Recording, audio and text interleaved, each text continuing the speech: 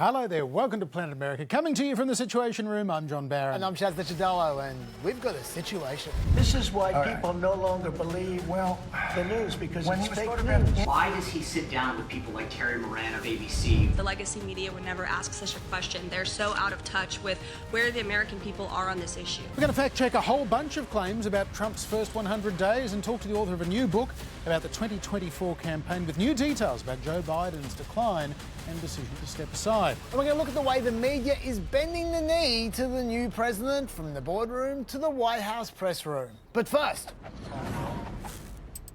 And first, to the news that President Trump has removed Mike Waltz as his national security advisor in the highest profile staff change to date in Trump's second term. His departure comes after he inadvertently added an Atlantic journalist to a group chat about sensitive U.S. military plans in Yemen. But President Trump initially brushed off concerns, saying Waltz had learned his lesson and is a good man. Waltz is now being sent to the United Nations as the next US ambassador. Trump, who churned through 4 national security advisors in his first term, tried to put a positive spin on it. From his time in uniform on the battlefield, in Congress, and as my national security advisor, Mike Waltz has worked hard to put our nation's interest first. I know he will do the same in his new role. Nice, but there is no doubt this is a demotion, if not a sacking. Trump has little regard or interest in the United Nations. To an extent, this is about that embarrassing Signalgate group chat when journalist Jeffrey Goldberg was mistakenly added to a group of Trump officials, including Defense Secretary Pete Hegseth, who then shared classified plans for attacking Houthi rebels in Yemen, potentially endangering American lives. That was a big part of Waltz's demise, but there are also a lot of reports to suggest that Mike Waltz wasn't playing well with others, alienating cabinet colleagues and the president's own chief of staff, Susie Wiles. Never a good idea, but perhaps the kill shot could belong to conspiracy theorist Laura Loomer, who's been pressing Trump to fire a number of National Security Council staffers and waging a public campaign against Waltz on social media and on the air. And it's also a win of sorts for Pete Hegseth, because it probably takes some of the heat off him over his part in sharing that classified information, which you could well argue is the bigger story here, rather than just Goldberg, who, to his credit, didn't leak before the attack actually happened. That is true. I think you've nailed it on Laura Loomer, by the way, because Laura Loomer tried to get a bunch of sackings. In fact, she got some sackings 3 weeks ago. They're all national security officials. She had her eyes on Mike Waltz's team at the time. Just now, they didn't just get rid of Mike Waltz, they got rid of his deputy as well, Alex Wong. Laura Loomer wanted Alex Wong gone a month ago. So this does smell of Laura Loomer's doing, and that's a bit of a concern. If this, let's be frank, nut job is in charge of White House personnel now, that's a problem. The very fact that she's in the White House talking to President Trump, and she and others in Trump's orbit see Mike Waltz as being more of a kind of old-school neocon, another John Bolton, somebody who, is a bit hawkish, likes a war if he can find one. Yeah, well... he's got a war in his hands now with Laura Loomer. But I do want to defend Mike Waltz for a second here when it comes to Signalgate, because he's copped a lot of flack on that one. I mean, for a start, I wasn't a fan of Signalgate, but the reason why, from Mike Waltz's point of view, was I didn't like the fact he set up the chat to self-delete. That's against the law.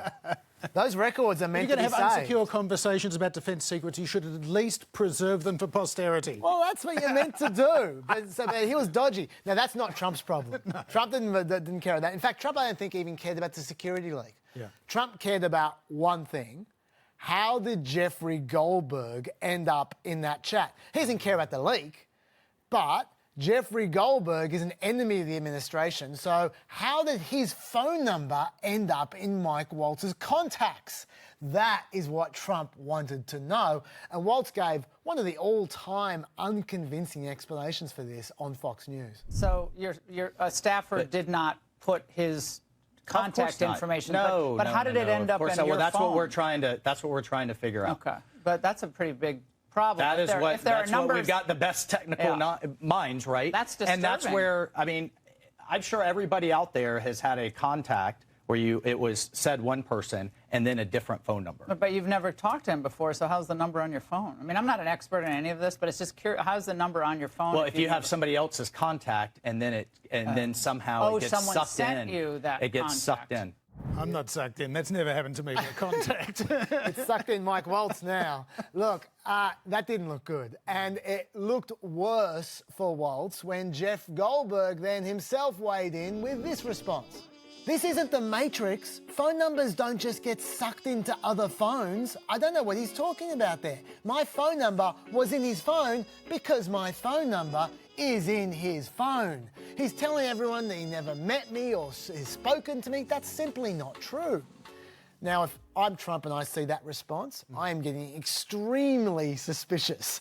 Except, I think Mike Waltz could have been telling the truth. I think Goldberg's number did actually get sucked into his phone. Let me explain. The Guardian had a very convincing explanation that made sense for what happened a few weeks later, and I'll share it with you now. Back when the Atlantic were running with the suckers and losers story in a previous election. Which was Goldberg's story. It was. Goldberg, of course, sought comment about the story. He's a journalist. Mike Waltz was a surrogate for the Trump campaign at the time. So the theory goes, Goldberg's email was forwarded to then Trump spokesperson Brian Hughes, who then copied and pasted the contents of the email, including the signature block with Goldberg's phone number in it, into a text message that he then sent to Mike Waltz, so Waltz could be ready to respond to it.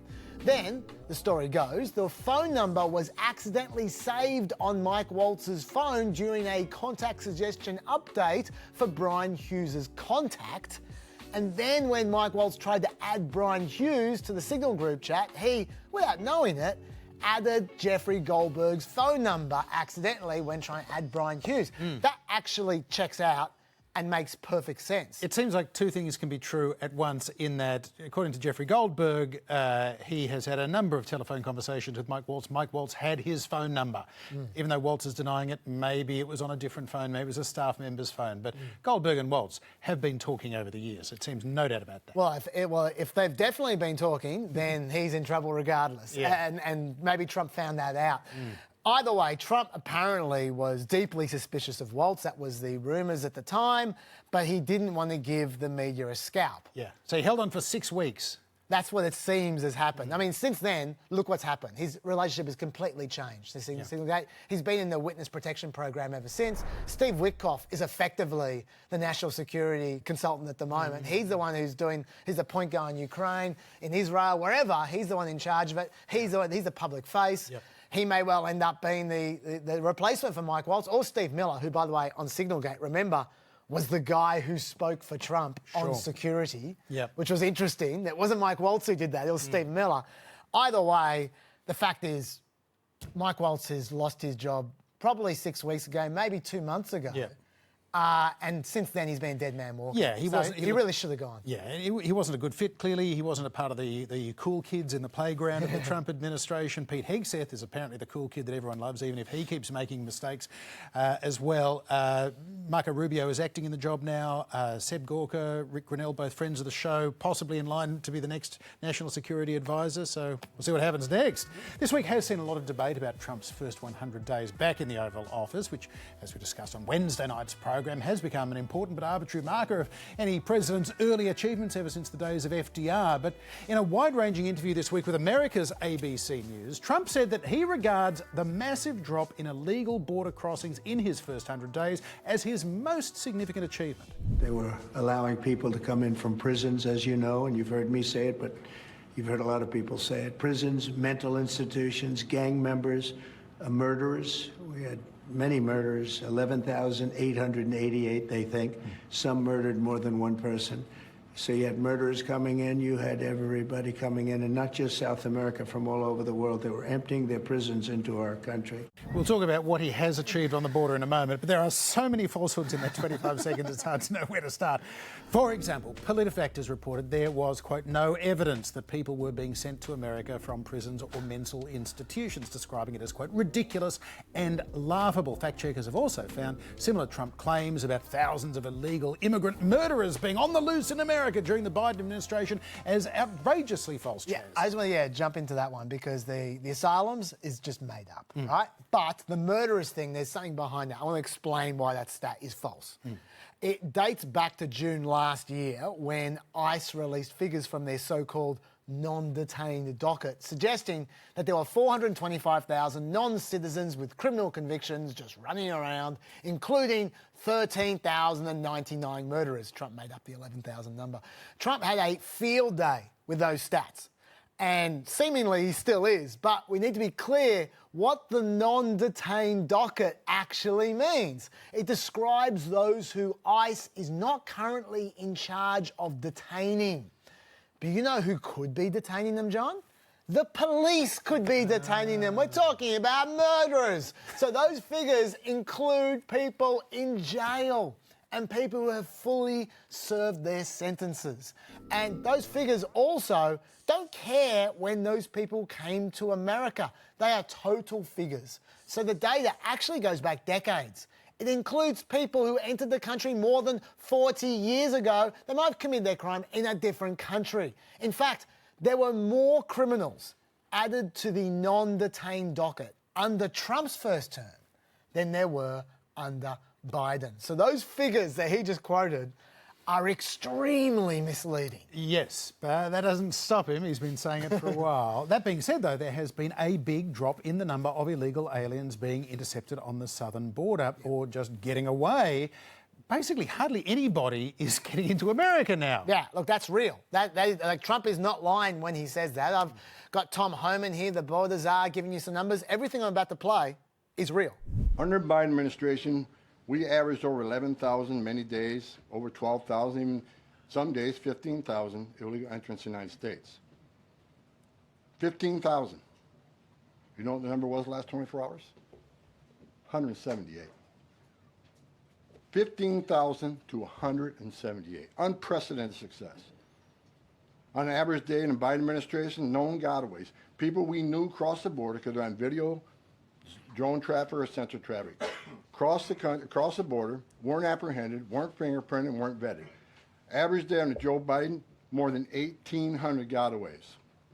Yesterday, 38. And the gotaways is the real figure. That's the nitty-gritty. They're people who they have not the people who turn themselves in the border and apply for asylum. The people who sneak in, you have no idea who they are. They could be criminals. They could be terrorists. They could be anyone. You know they're good enough to get around the checkpoints, and you know they have You see them on video or on infrared or whatever. Yeah, and you know they've got a reason to get around the checkpoints. So they're the concerns, and the gotaways are going right down. Let's look at that on the graph. It's actually very stark. You got Trump's first term, not so many encounters on the border. You got Biden's term, lots of encounters on the border. It was going down towards the end. Biden tried hard in an election year, but then it's dropped almost to zero with Trump now. That is a fact. Those are not false stats. So you can give Trump credit for that. Furthermore, that's just the border.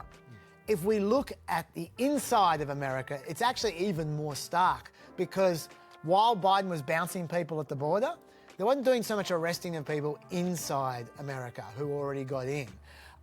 In Trump's first 50 days, ICE arrested 32,800 illegal immigrants.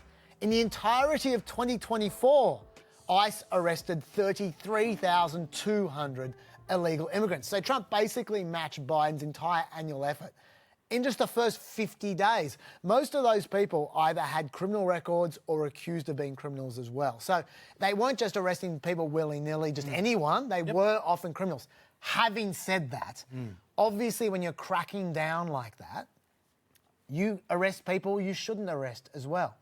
You skip past due process. Sometimes you're not using warrants. Sometimes you're kicking down doors you shouldn't be kicking down. And they've done a lot of that in this administration. And so, yes, we should give him credit for what he promised to do. More than anything during the election campaign, he has lived up to that. At the same time, there is another side, and that side is the downside of enforcement, which is lots of people have been screwed over who shouldn't have been screwed over. And what's fascinating is now that Trump has delivered on his core promise after 100 days, his approval on the question of immigration has plummeted. Deeply ironic, and clearly people are increasingly concerned about that lack of due process because the border problem is fixed, but the broader immigration issue people are not happy with, and some of Trump's supporters are not happy with it either. The other thing, though, that Trump is claiming this week to have achieved in his first 100 days is that the cost of living is going down. Since I came in, Gasoline is down, groceries are down, egg prices are down, many things are down, just about everything. Well, some of that is true-ish. Some of it is not true at all. Trump says gasoline prices are down. Even Fox News begs to differ on that. Since Inauguration Day, they're actually up. Gas prices since Election Day up 2.6%, since Inauguration Day up 2%. But they probably will come down soon because crude oil prices are falling dramatically. That may not be a good sign, though, because it can suggest lower demand based on reduced economic activity. Industry analysts do point out that sharp declines in oil prices can lead to job losses, reduced tax revenue and broader economic consequences, despite the potential for benefits for some sectors. Just to back you up on that, John, I've got the actual price of crude oil for you here on the graph. You can see that the price of crude oil has dropped significantly right at the end of that curve there. It's like a cliff at the beginning of April. Do you remember what happened at the beginning of April? Liberation Day. Exactly. That's tariffs. The price of oil was going down when they're anticipating a drop in demand because they thought the economy was about to go. Yeah, not a good sign. Cuts both ways. So when it comes to groceries, though, based on the last available data in April, groceries actually continued to increase in their cost by just under half a percentage point, the steepest increase in more than 2 years. So that Trump claim is also false. The impact of Trump's tariffs are not yet hitting hard as well on grocery baskets, and that is something that's coming down the pike. But Trump is absolutely right about egg prices coming down. The bird flu outbreak killed around 30 million American chickens, and wholesale prices shot up from $2.13 last October to $6.50 on Inauguration Day, then peaking at a record $8.16 per dozen in March. That's wholesale. They went above $10 for a dozen eggs in the supermarket. They're now back down to around $3. And that, well, it's not really because of Trump, it's because the bird flu outbreak has been contained. Just 2.1 million birds were infected in March compared to 23 million in January when Trump came to office. He would like to claim credit for that. Experts do say actually it's largely down to the farmers and local health authorities responding to the avian flu outbreak. Yeah, but regardless of the egg prices, we've got to just take a step back here when we talk about the economy. There is a wider context which Trump cannot avoid responsibility for. Halfway into a recession. Yeah. Well, they have just had the GDP figures come out this week. The GDP shrunk by 0.3%. It was projected to grow by 0.4%. Both those numbers are significantly less than under Biden. For the last year or two, we saw a lot of 2.5%, sometimes 3% growth. So that is a huge drop down. Trump, of course, is refusing to take any responsibility for this. According to him, it's the other guy. This is Biden's stock market, not Trump's. I didn't take over until January 20th. This will take a while, and there's nothing to do with tariffs. So it's true he wasn't there for the first 20 days, but he was there for the next 2.5 months. Sure. But you know when he wasn't there last year when the economy was going great, and this is what he had to say then. This is the Trump stock market because my polls against Biden are so good that investors are projecting that I will win and that will drive the market up. So, not very convincing spin there, John. Having said that, there are actual arguments available to the administration to say this is not as bad as it looks. Certainly Peter Navarro took his best stab at one of those arguments. The markets need to look beneath the surface of that. We had a 22% increase in domestic investment. That is off the charts when you strip out inventories and the negative effects of the surge in imports because of the tariffs. You had 3% growth. So we really like where we're at now. He loves where he's at. He can't get enough of that shrinking. Yeah, we've got 3% growth if you ignore all of that. Look, to be fair to him, he tried to sort of roll past the bit about tariffs being negative, but he is right that it is because of Panic the tariffs. Buying. Yeah, Panic importing. Totally. Like the huge surge in imports to try and beat out the tariffs. Because obviously they were expecting their prices to go up with the tariffs. And so imports actually took 5% off that figure. So he's right. There would be a much better figure if there wasn't that huge surge in imports. And the next quarter will be better off because there will be fewer imports because they've already bought their imports, right? So that is actually true. Having said that, they're still bad figures. Yeah. Because if you look at the consumer spending, it only grew by 1.8%. That's the lowest for a number of years now. So it's actually, like, the economy is not going great regardless, but that was a deceptively bad figure, if we're being fair.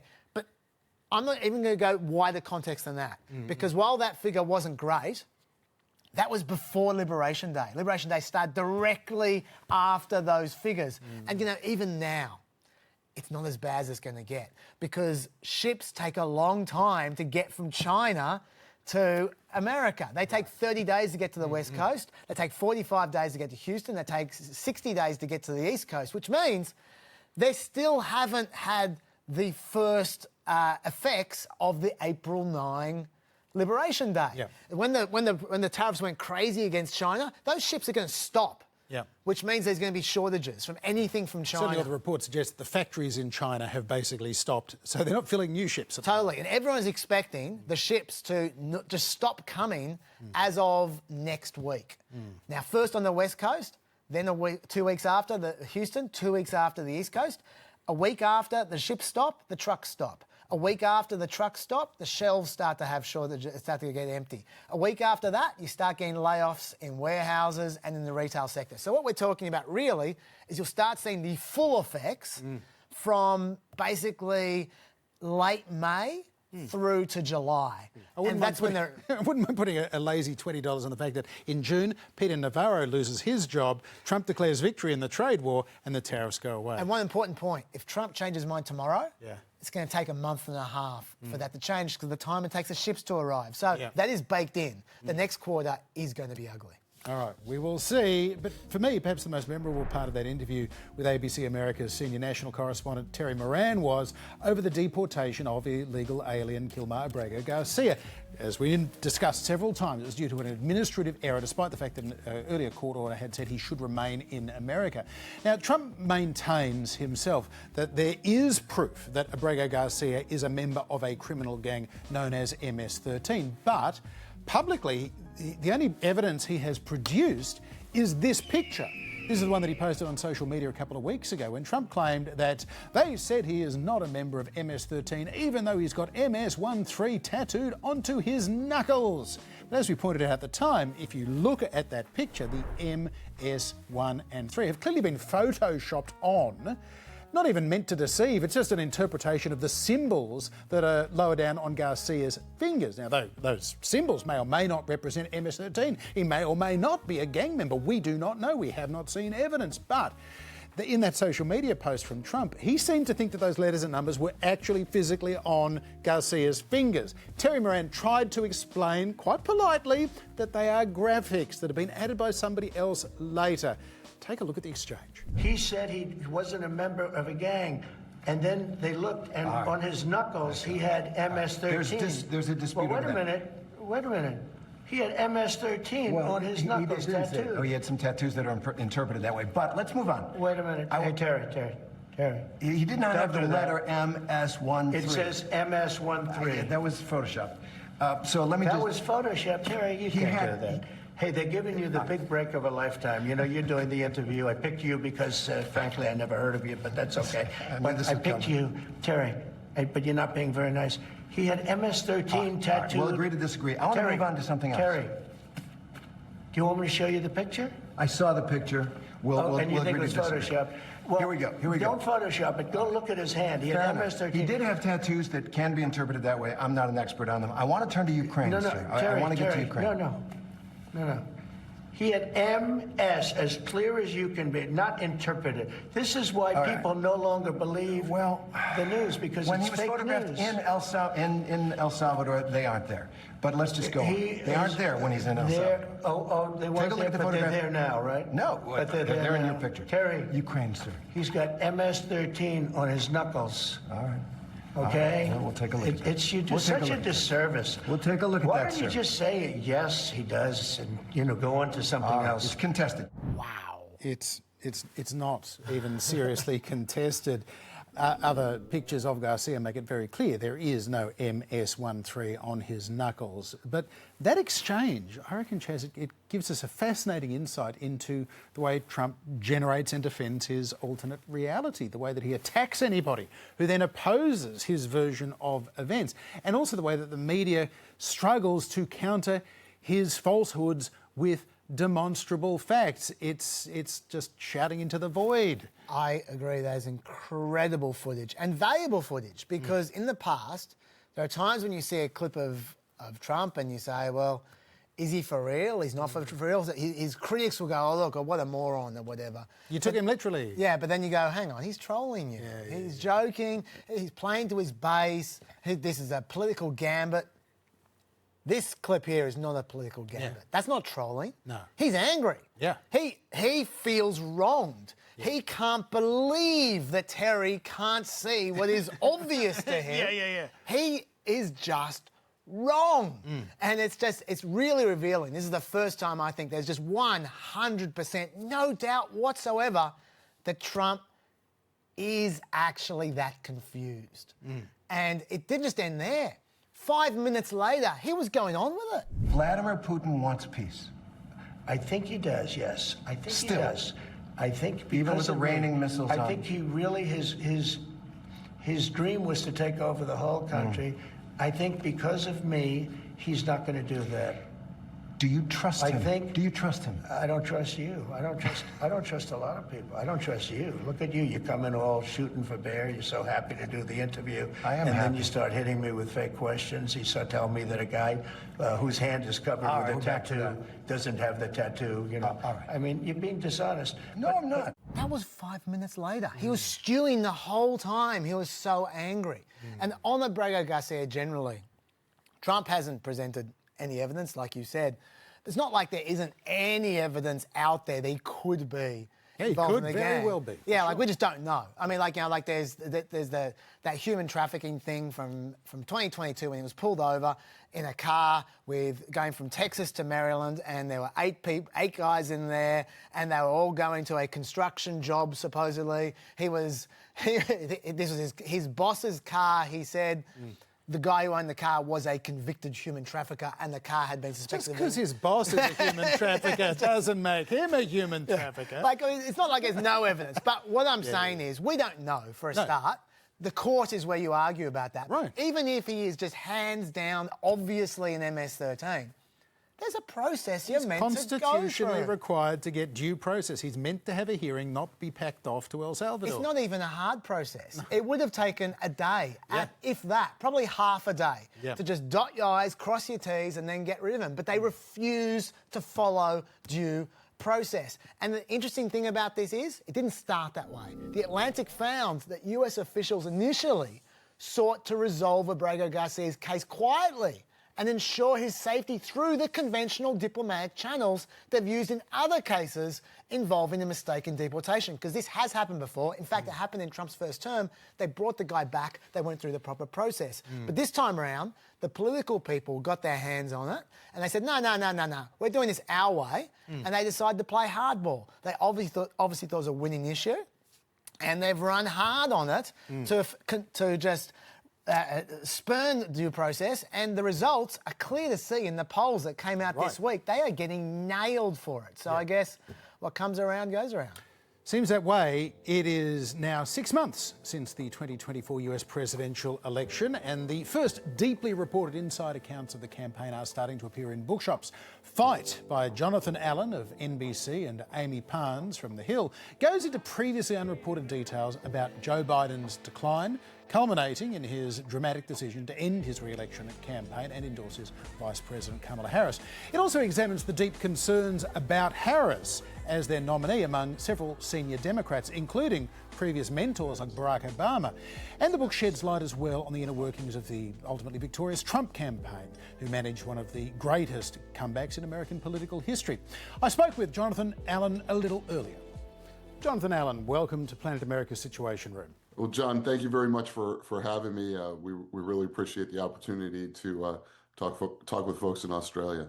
So obviously, Jonathan, most of us, if not all of us, saw that debate between Biden and Trump in June last year where everything changed. But in the process of reporting out this book, what have you learned subsequently about Joe Biden's decline, illness, however you'd characterise it, leading up to that point?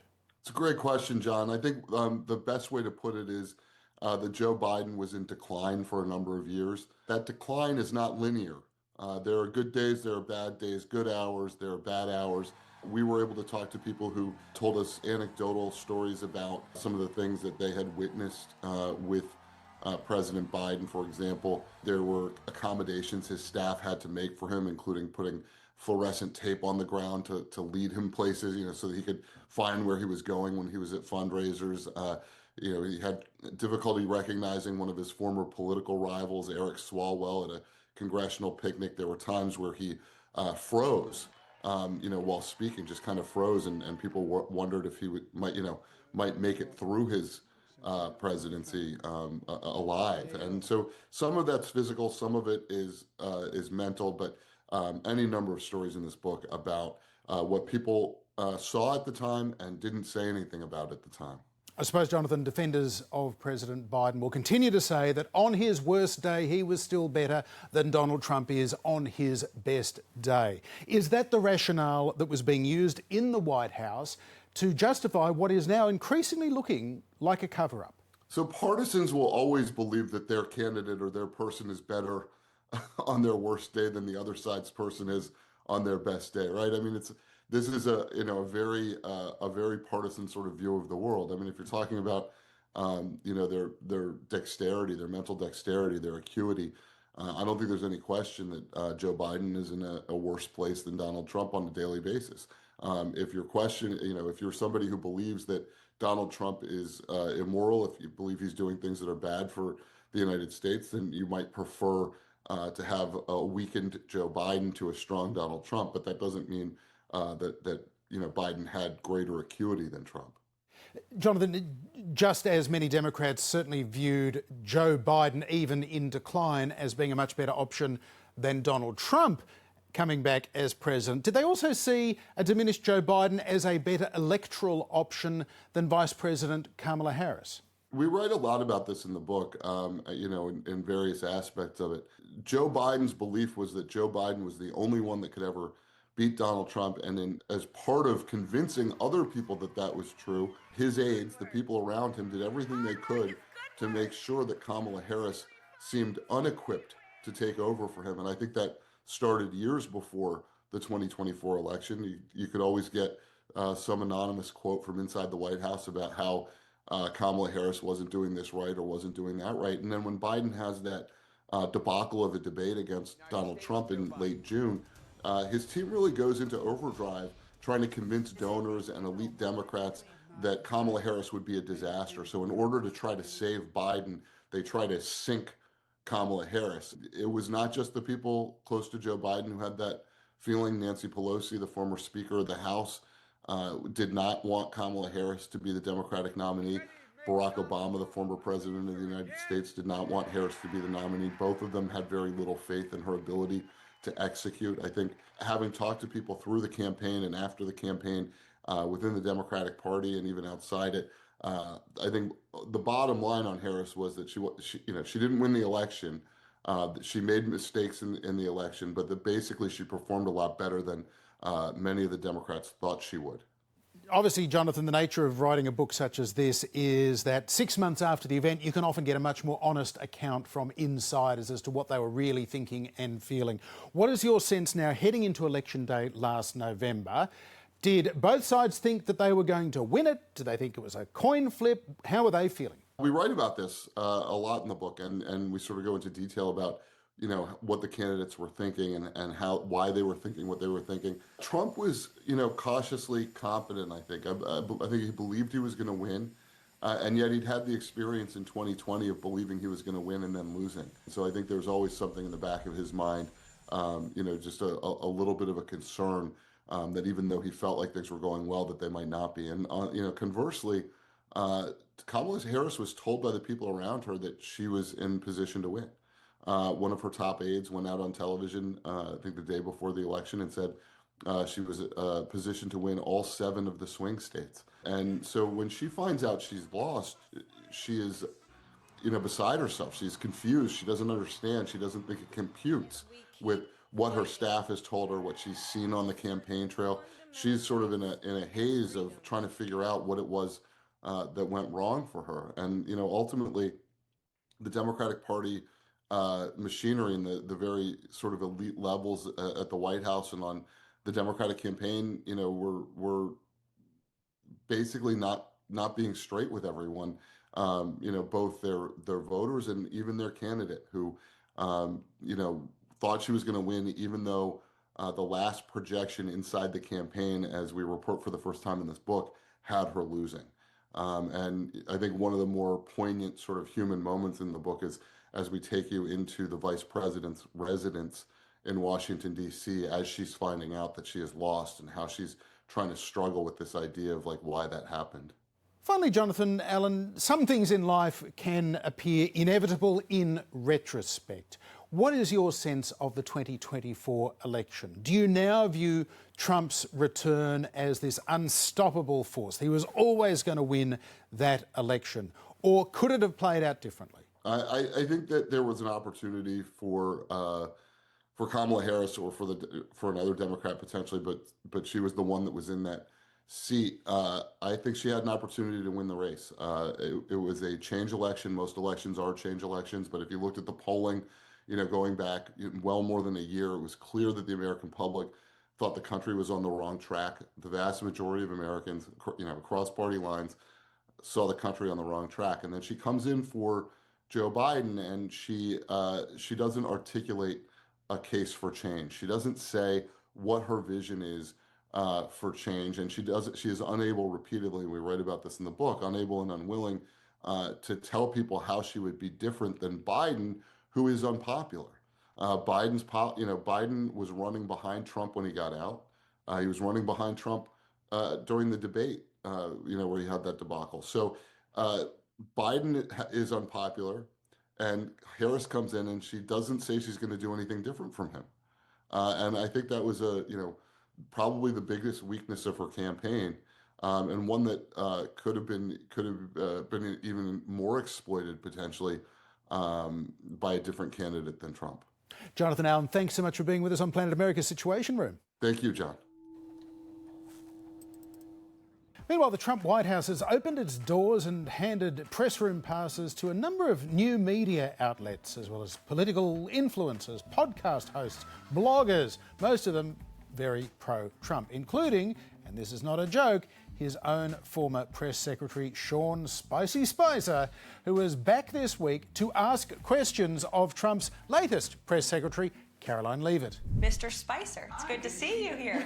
My predecessor. Yeah, well, had to swing by and say hi. Thank you for doing this. I think it's marvelous what you guys have done to bring in new voices, and it shows, it reflects the president's commitment to transparency and to bring this in.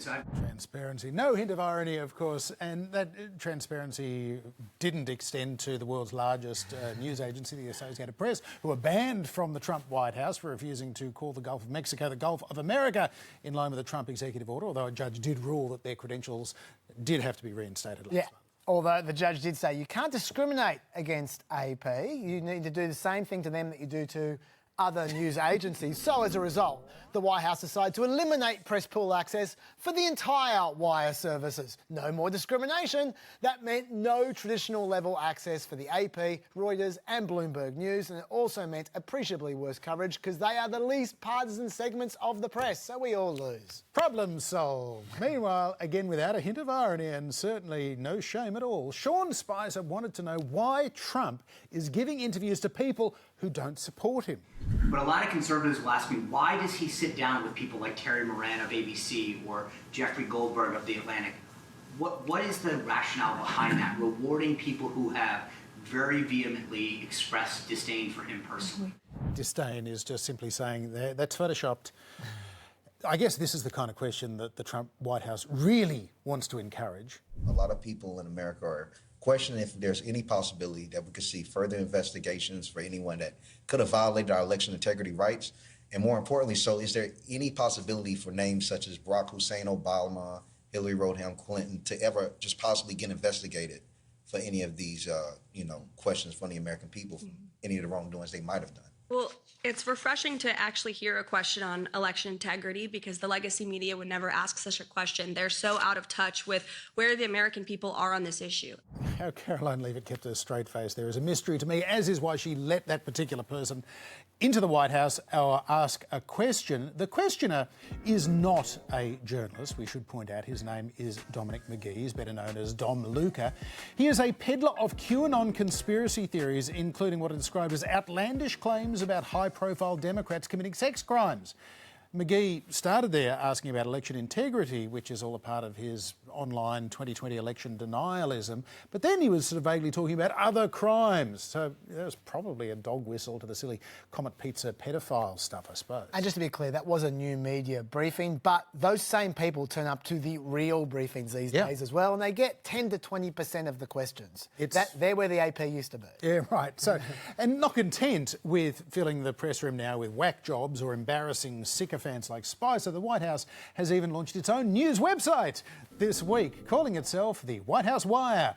It's a clear rip-off of the Conservative Drudge Report, which has actually turned on Trump, but perhaps worst of all is this. Corporate owners of establishment media outlets paying Trump millions of dollars, like tributes to a king, to settle frivolous lawsuits that Trump has taken out against them. Reports say the board of CBS parent Paramount agreed earlier this month on terms for a possible settlement with President Trump over a 60 Minutes interview that President Trump claims was deceptively edited.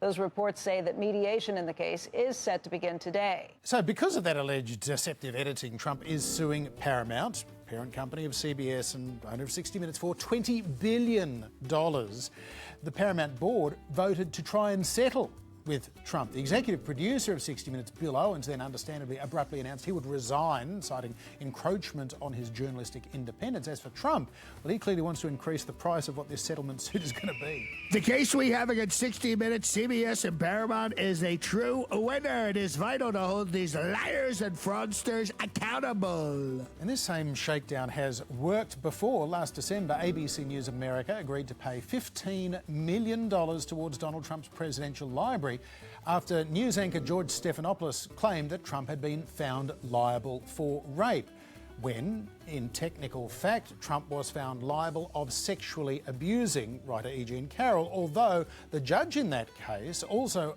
who awarded Carroll close to $90 million in damages, he later made it very, very clear that what the jury found Trump did was, in fact, rape as commonly understood. So George Stephanopoulos arguably did not say something that was incorrect, but still ABC America settled. There are other dubious lawsuits against Facebook and Twitter that they settled as well. But I want to make two things clear about this 60 Minutes thing. The first of which was there was no deceptive editing.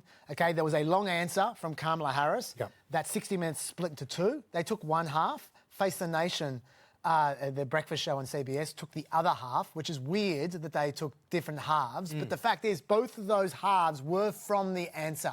There was no fake answers, no answers inserted. It was completely standard editing. So you might go, why would they settle? This is the second thing I need to make clear. Paramount's trying to merger with a studio, a big studio. They're going to make lots of money. The head of Paramount will make huge amounts of money, and it needs to be approved by the administration. So so they are trying to settle to keep in the good books of the administration, so they'll approve their merger because the FCC, the Federal Communications Commission, have explicitly threatened they will not get that merger while that lawsuit and issue is around. So anyone who wants something from the government needs to settle these nuisance lawsuits that Trump, he throws around like confetti. So we have a situation now where even the biggest news program in America, 60 Minutes, their executive producer resigns under pressure to keep Trump happy when Trump is completely in the wrong and being completely unreasonable. And he's not the only one. Lots of media entities are doing the same because they all want something from the Trump administration. And there is no protection for it whatsoever. There's no recourse. There's no courtroom that's going to stop it because, John, it is completely legal. Sounds dodgy as hell, but apparently not in America. That's it from the trip to Planet America. We'll see you on ABC TV 9 p.m. Wednesday nights or from 8 p.m. on ABC iView, YouTube and Facebook. And we'll have another weekend edition on ABC News next Friday night, 8 p.m. Eastern. See you then. Bye-bye.